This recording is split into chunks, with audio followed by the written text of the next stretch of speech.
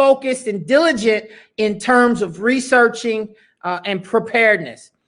This next speaker, I've never met anybody more prepared. I've never met anybody more activated. This gentleman, from as far as Eddyville, Kentucky to Louisville, Kentucky, Smoketown neighborhoods, he's everywhere he goes. He's given of himself to others so that others could obtain more access to a healthy democracy. This gentleman right here, you will see and read his name as Bonifacio Aleman.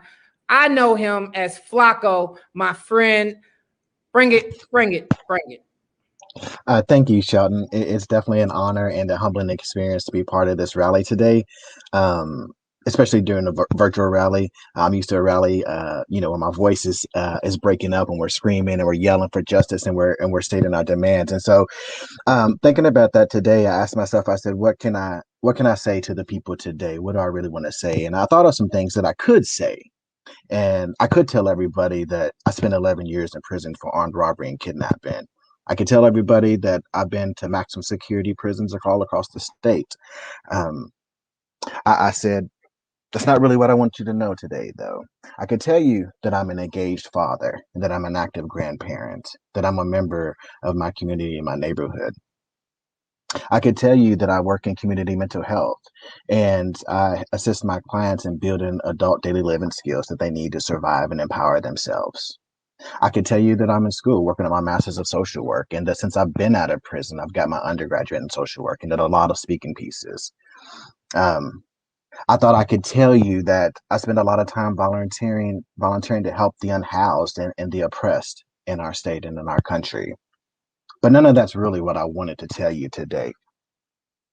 I thought I could tell you that I'm a longtime member of Kentuckians for the Commonwealth, and that I've worked as a paid employee and as a volunteer with different agencies to be part in building our democracy in Kentucky. I could tell you about the countless people I've registered to vote, and encouraging them to vote and telling them why it's important for them to vote, and taking them to the polls while I sit outside and watch them cast their ballot, knowing that I can't join in that process. I thought I could tell you that the recent executive order by the governor was a great thing, and it is a good thing, but not a great thing.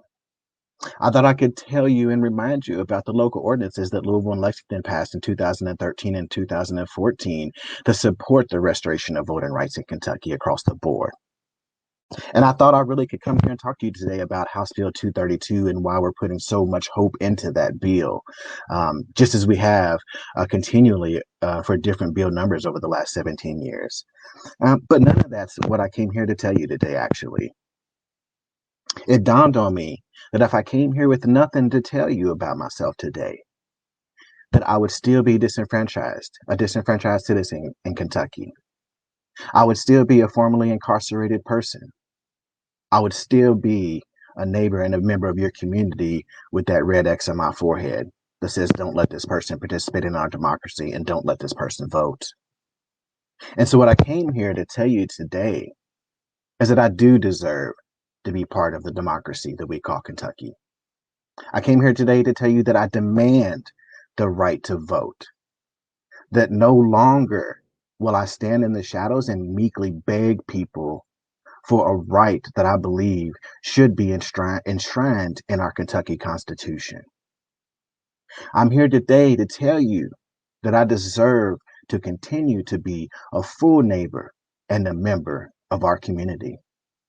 I'm here today to tell you that no matter what I've done since I've been out of prison, that no matter what my fellow Kentuckians have done since they've got out of prison, we deserve the right to vote. We deserve the right to build our healthy democracy.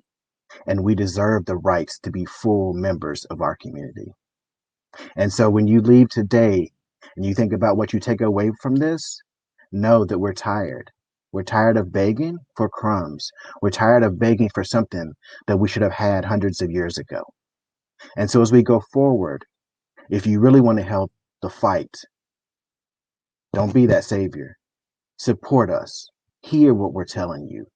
We deserve this right. Help us restore the vote. Thank you. Oh, man.